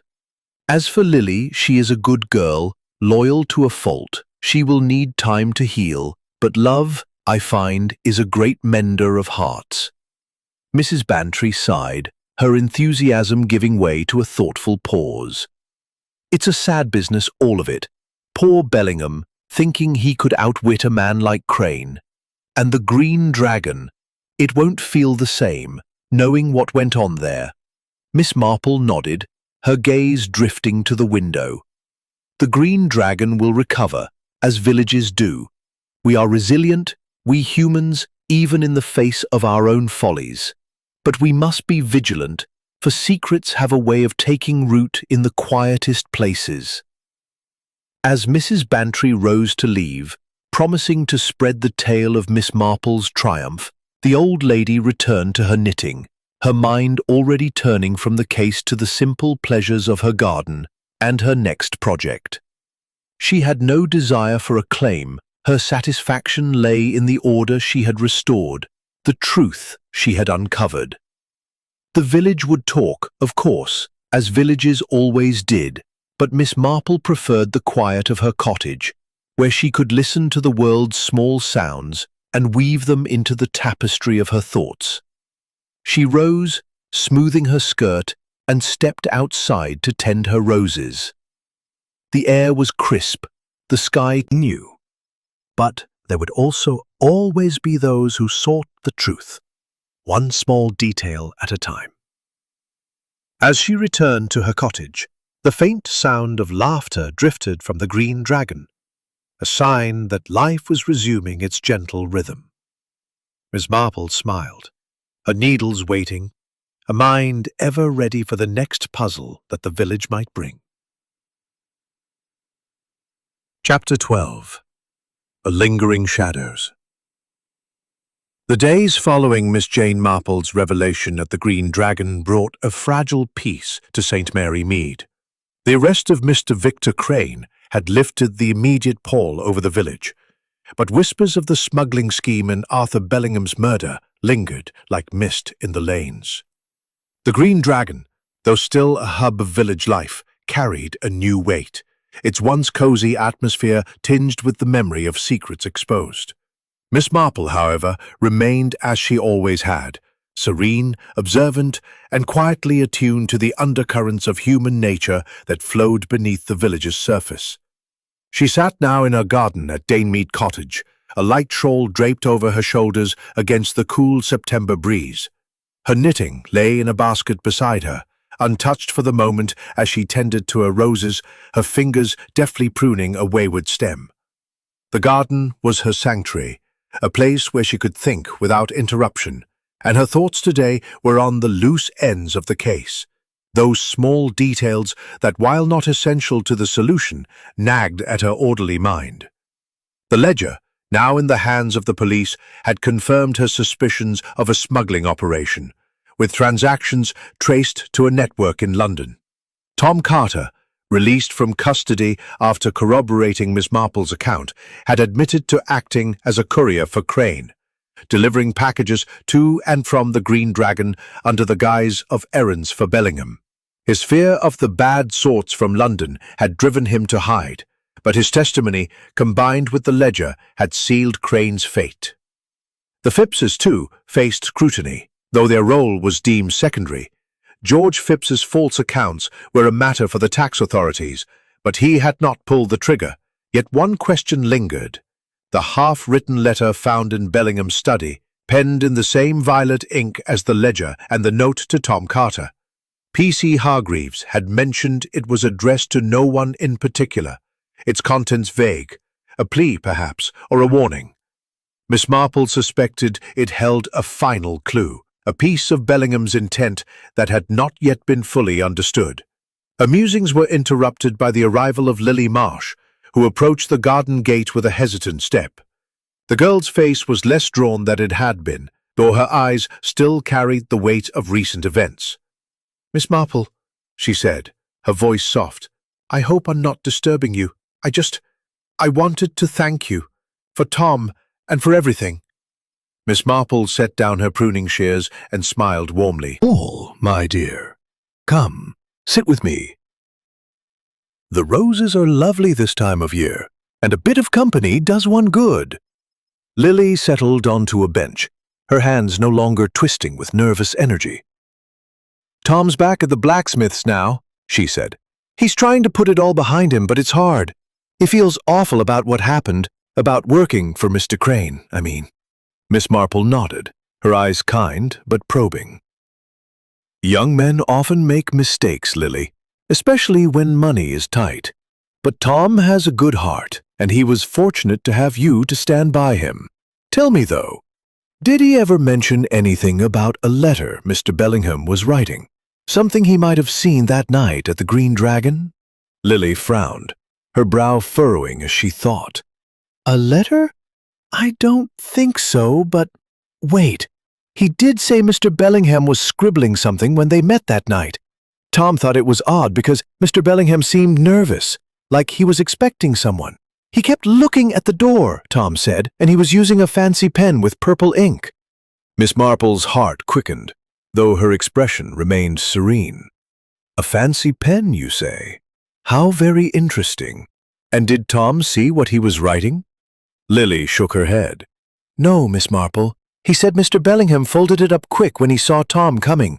But it was important, Tom thought, because Mr. Bellingham tucked it into his pocket, like he didn't want anyone to see it. Miss Marple's mind raced, piecing together the fragments. The letter, she now suspected, was not a suicide note, but a final act of defiance, a warning to someone, perhaps, or an attempt to expose the smuggling scheme before Crane could silence him. The violet ink tied it to the ledger and to the Phippses, but its contents remained a mystery. She resolved to speak with P.C. Hargreaves, who might allow her a glimpse of the letter now that the case was all but closed. Thank you, Lily, she said gently. You've been most helpful. Now, go and look after Tom. He'll need your strength in the days ahead. As Lily left, Miss Marple returned to her roses, her thoughts turning to the broader implications of the case. The smuggling operation, she suspected, reached beyond St. Mary Mead, its roots in London, where men like Crane operated in the shadows. The Green Dragon had been a convenient front, its quiet respectability masking a web of deceit. But such schemes, she knew, thrived only in the dark, and the light of truth had a way of exposing even the most carefully laid plans. That afternoon, she visited the police station, where P.C. Hargreaves greeted her with a mixture of respect and bemusement. Miss Marple, he said, tipping his hat, you've done us a fine turn with this case. The inspector's singing your praises, though he won't admit it. What brings you here? Miss Marple's smile was disarming. Merely a small matter, Constable. I wondered if found in Mr. Bellingham's study. I believe it may hold a final piece of the puzzle. Hargreaves hesitated, then nodded. Can't see the harm now that Crane's in custody. He retrieved the letter from a locked drawer and handed it to her, its single page creased but intact. Miss Marple unfolded it carefully, her eyes scanning the hurried script. It was brief, addressed to "My dear friend," and written in the violet ink she had come to know so well. I fear I have made a grave mistake, it read. The truth must be told, whatever the cost. The Green Dragon hides more than ale, and I cannot remain silent. The letter ended abruptly, as though Bellingham had been interrupted or had chosen to stop. Miss Marple's lips pursed slightly. A brave man in his way, she murmured.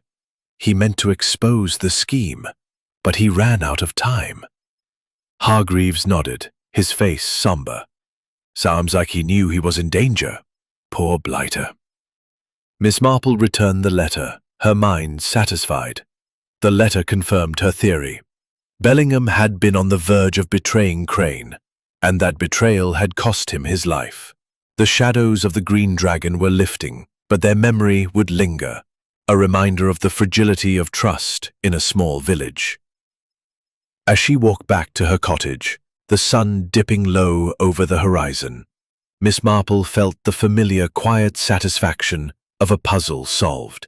But she knew, too, that St. Mary Mead, like all places where people lived and loved and lied, would never be free of secrets. She would be ready, her needles and her sharp mind, ever at the ready, for the next mystery to unfold. The leaves on the village green tinged with gold and crimson, as if nature itself was signaling a shift in the wake of Arthur Bellingham's murder. Miss Jane Marple sat by her window at Danemead Cottage, her knitting needles clicking softly as she worked on her shawl, now nearly complete. The village was quieter now, the shock of Mr. Victor Crane's arrest giving way to a cautious return to normalcy. Yet, for Miss Marple, the case was not quite closed. There were threads still dangling, small inconsistencies that tugged at her orderly mind, demanding to be tied off before she could fully set the matter aside. The letter found in Bellingham's study, with its cryptic warning about the Green Dragon, had confirmed her suspicions of a smuggling operation But it raised new questions. Why had Bellingham chosen to write such a letter, and to whom was it addressed? The phrase, "my dear friend," suggested a confidant, someone he trusted enough to warn, yet no such person had come forward. And then there was the matter of the Phippses, whose role in the scheme, while clear, left gaps in their story that Miss Marple could not Deference that had grown since her triumph at the Green Dragon. "Morning, Miss Marple," he said, Removing his hat as he stepped inside. "Thought you'd want to know. The inspector's wrapped up the case. Crane's confessed to the murder, though he's claiming it was self-defense. Says Bellingham pulled the gun first, and it went off in a struggle. Not that anyone believes him, with the evidence you turned up." Miss Marple's eyes twinkled as she offered him a seat. "How very interesting, Constable. And what of the Phippses? Have they been charged?" Hargreaves nodded, settling into a chair. "George Phipps is facing charges for the false accounts. Tax evasion, mostly. Mrs. Phipps is cooperating, so she'll likely get off lightly. They're selling the Green Dragon to pay their fines, though. Moving to London, I hear." Miss Marple's needles paused. To London? A curious choice given their troubles with Mr. Crane's associates. But I suppose a fresh start is tempting. Tell me, Constable, has the letter from Mr. Bellingham's study been examined further? I wonder if it might reveal more about his intentions." Hargreaves frowned, clearly unused to such persistence. Persistence. "The letter's with the inspector," he said, "but he did mention it seemed odd, addressed to a friend but never sent. He's keeping it as evidence for now. Did you want another look?" Miss Marple inclined her head thoughtfully. Not necessary, thank you. I was merely curious about its recipient. My dear friend suggests someone close, yet no one has claimed it. Hargreaves shrugged. "Could be anyone. Bellingham had a lot of friends, or so he thought. Maybe he meant to send it to one of them, but Crane got to him first." Miss Marple nodded, her mind turning over the possibilities. The letter's abrupt end and its vague warning, "The Green Dragon hides more than ale," suggested Bellingham had been interrupted. But by whom? Crane, certainly. But the letter's intended recipient intrigued her. Could it have been a warning to someone outside the village, perhaps connected to the smuggling ring? Or was it meant for someone closer, someone like George Phipps, whose false accounts Bellingham had uncovered? After Hargreaves left, promising to update her if the letter was released, Miss Marple returned to her knitting, her thoughts drifting to the Phippses. Their sudden decision to leave St. Mary Mead struck her as more than a mere escape from scandal. George Phipps had been complicit in the smuggling scheme, but his wife's fear had seemed genuine, her confession driven by guilt rather than deceit. Yet there was something in Mrs. Phipps's trembling hands and furtive glances that suggested she knew more than she had revealed. Determined to pursue this thread, Miss Marple made her way to the Green Dragon that afternoon. The pub was under new management, a temporary landlord from a neighbouring. The Phippses prepared to depart. She found Mrs. Phipps alone in the small parlour, packing glasses into a crate, her face drawn and tired. "Mrs. Phipps," Miss Marple said gently, settling into a chair. "I hope I'm not intruding. I wanted to see how you were faring with all that's happened." Mrs. Phipps looked up, her eyes wary but softened by Miss Marple's kindness. "It's kind of you, Miss Marple. We're managing. It's not easy leaving all this behind, but we've no choice." Miss Marple's needles clicked softly as she drew her shawl from her bag. "A difficult decision, I'm sure, but a wise one, perhaps, given the circumstances. I couldn't help wondering, though, about Mr. Bellingham's letter, the one he was writing that night. Did he ever mention it to you or your husband?"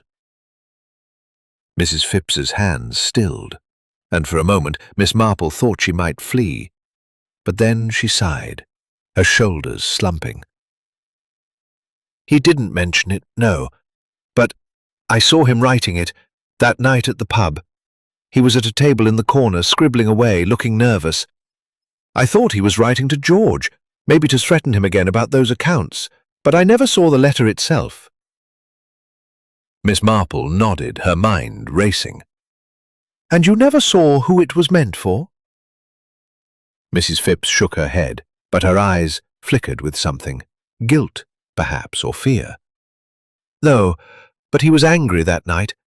Angrier than I'd ever seen him. I think he knew he was in danger." Miss Marple's smile was gentle but probing. "And you, Mrs. Phipps, did you know what danger he faced?" Mrs. Phipps's face crumpled, and she sank into a chair, her voice barely a whisper. "I didn't know he'd be killed, Miss Marple, I swear. But I knew Mr. Crane was trouble. George told me to stay out of it, but I heard them talking. Crane and Bellingham arguing about money, about those papers. I should have said something, but I was so scared." Miss Marple patted her hand, her touch reassuring. "You did what you could, my dear. Fear can cloud the mind, but you've helped bring the truth to light. That is no small thing." As she left the pub, Miss Marple's thoughts turned to the letter. Its recipient remained a mystery, but she suspected it was meant for someone outside the smuggling ring, perhaps a friend in authority, someone Bellingham trusted to act on his warning. The letter's abrupt end suggested Crane had acted swiftly to prevent its completion, but its existence was a testament to Bellingham's courage, however misguided his actions. Miss Marple returned to her cottage, her mind at ease, but still alert. The case was closed, but the letter's mystery lingered, a reminder that even the smallest secrets could cast long shadows. Autumn deepened in St. Mary Mead, the village settling into a rhythm that felt almost ordinary. Though the memory of Arthur Bellingham's murder lingered like the faint scent of wood smoke in the crisp air. Miss Jane Marple sat in her sitting room at Danemead Cottage, her knitting needles moving with their steady, comforting rhythm as she worked on the final rows of her pale blue shawl. The case was officially closed, with Mr. Victor Crane awaiting trial and the Phippses preparing to leave the Green Dragon for London. Yet Miss Marple's mind remained restless, drawn to the one unresolved thread, the mysterious letter addressed to "My dear friend." The letter, with its urgent warning about the Green Dragon's hidden dealings, had been a pivotal clue, but its intended recipient remained unknown. Miss Marple suspected it was more than a mere formality, a cry for help, perhaps, to someone outside the village who could have intervened. She had asked P.C. Hargreaves to keep her informed if any new details surfaced, and this morning, a note from him lay on her table, delivered by Florence with her usual breathless commentary. "It's from the constable, miss," Florence had said, her eyes wide. "Says they found something in Mr. Bellingham's papers that might interest you. He's coming by later to show you." Miss Marple's lips twitched into a faint smile as she set her knitting aside and opened the note. Hargreaves's scrawl confirmed that a second letter, unfinished and tucked among Bellingham's personal effects, had been overlooked in the initial investigation. It was addressed to a Mr. Charles Langley, a solicitor in London known to Bellingham from his days as a landowner. The letter was brief, mentioning urgent matters and a need to meet, and it bore the same violet ink that had become so familiar. When Hargreaves arrived, his hat in hand and his face flushed with the importance of his errand, Miss Marple greeted him warmly. "Good morning, Constable," she said, gesturing to a chair. "I understand you found something of interest in Mr. Bellingham's papers." Hargreaves nodded, producing a folded sheet from his pocket. This was in a locked drawer in his desk, Miss Marple. Nearly missed it, but the inspector thought you'd want to see it, given how you pieced everything together. Miss Marple unfolded the letter, her sharp eyes scanning the brief text. It read, "My dear Charles, I find myself in a most perilous situation. The Green Dragon is not what it seems, and I fear I have stumbled upon a scheme that endangers us all. We must meet at once to discuss what is to be done." The letter ended abruptly, as though Bellingham had been interrupted, much like the Suggested he had intended to expose the smuggling operation, perhaps hoping Langley could intervene with the authorities. But Crane, ever watchful, had acted before the letter could be sent. "This changes nothing about the case, of course," Hargreaves said, scratching his head. "Crane's confessed, and the evidence is solid. But I thought you'd want to know, seeing as you were curious about that other letter." Miss Marple's smile was gentle, but knowing. "You are quite right to bring it, Constable. It confirms what I suspected, that Mr. Bellingham was a man caught between desperation and courage. He sought to right a wrong, but he underestimated his adversary." Hargreaves hesitated, then added, "There's one more thing. The inspector spoke to Langley, tracked him down in London. He says Bellingham wrote to him a week before, hinting at trouble but not giving details. Langley was planning to visit St. Mary Mead, but then, well, you know what happened." Miss Marple nodded, her thoughts coalescing. The second letter was the final knot in the tapestry, tying Bellingham's actions to his intent to expose the smuggling ring. Crane, likely aware of Bellingham's correspondence through his network of contacts, had acted swiftly to silence him, using the locked study and the staged suicide to cover his tracks. The violet ink, a small but persistent clue, had linked the letters, the ledger, and the Phipps's involvement, forming the thread that unravelled the mystery. As Hargreaves took his leave, promising to keep her informed of the trial, Miss Marple returned to her knitting, her mind at ease.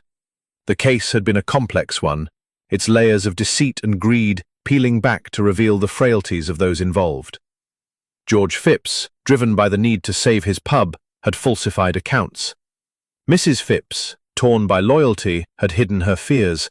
Tom Carter, ensnared by debt, had become a reluctant courier. And Bellingham, desperate to clear his name, had played a dangerous game with a ruthless opponent. Miss Marple's thoughts turned to Lily Marsh, who had visited the previous day to report that Tom was settling back into his work at the blacksmith's, their engagement renewed with a quiet hope. The village, too, was healing, the Green Dragon passing to new hands, its reputation slowly mending. Yet Miss Marple knew that St. Mary Mead, like all places where people lived and loved, would always harbour secrets, waiting for a keen eye to uncover them. As she finished the last stitch of her shawl, Miss Marple set her needles down and gazed out at the village, its rooftops glowing in the soft autumn light. The case was closed, the final knots tied, but her work, she knew, was never truly done. There would always be another puzzle, another thread to pull, and she would be ready, her sharp mind and gentle heart, ever vigilant in the quiet of St. Mary Mead. Chapter 15. The Quiet After. The autumn sun cast a gentle glow over St. Mary Mead, its light filtering through the bare branches of the village green's ancient oaks, where leaves now lay scattered like memories of the summer past.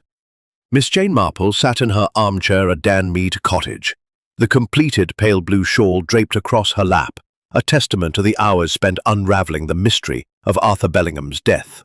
The village had settled into a tentative calm, the Green Dragon under new management, and the shadow of Victor Crane's crime fading, though not forgotten.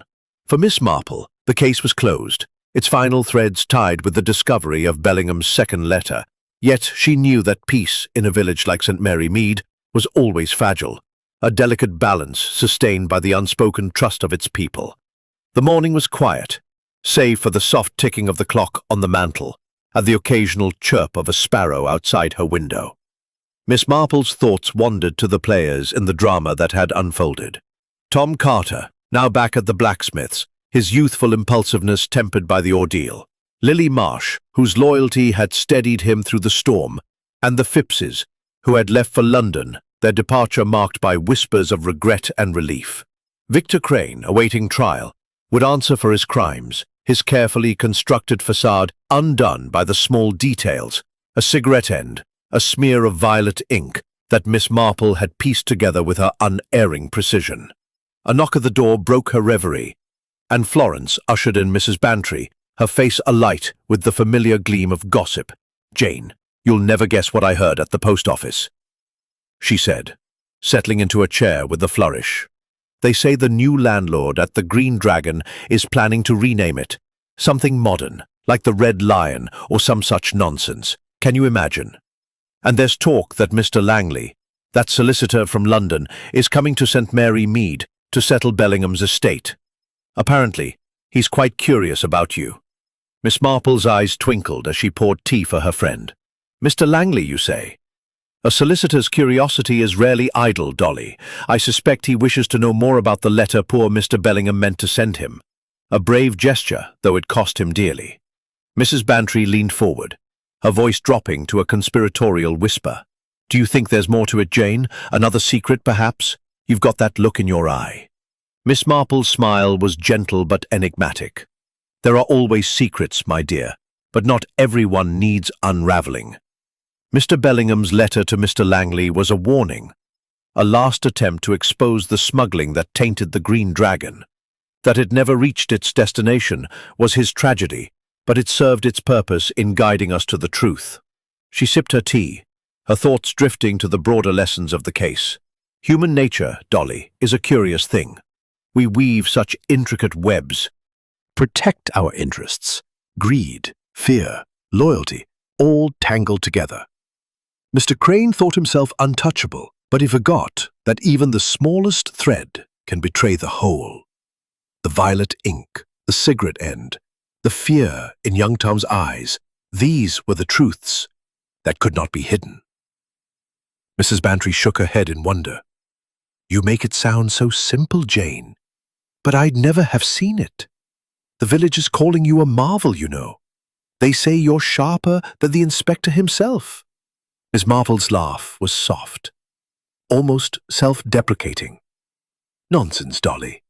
I'm merely an old woman who notices things. The village has its own wisdom, if one listens closely. And now, I think, it's time for St. Mary Mead to rest, to let the wounds heal." As Mrs. Bantry chattered on about the new landlord and the latest village gossip, Miss Marple's gaze drifted to the window where the last leaves of autumn fluttered to the ground. The case had been a reminder of the fragility of trust, the ease with which greed could corrupt even the quietest corners of life. Yet it had also shown the resilience of those like Lily and Tom, whose love had endured, and the quiet strength of a community that rallied in the face of truth. Later that afternoon, Miss Marple took a walk to the village green, her shawl wrapped around her shoulders against the chill.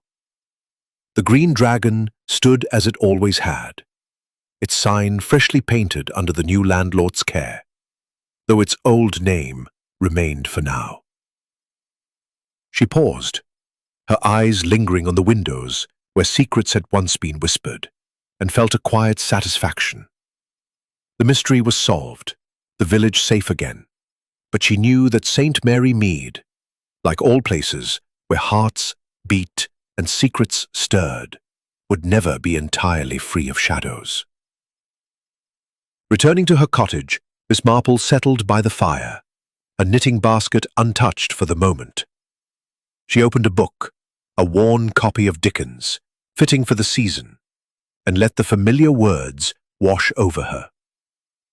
The world outside might turn, with its scandals and schemes, but here, in the quiet of her home, she found her peace. And if another mystery should arise, as mysteries always did, Miss Marple would be ready, a sharp mind and gentle heart, ever vigilant, weaving the threads of truth in the heart of St. Mary Mead.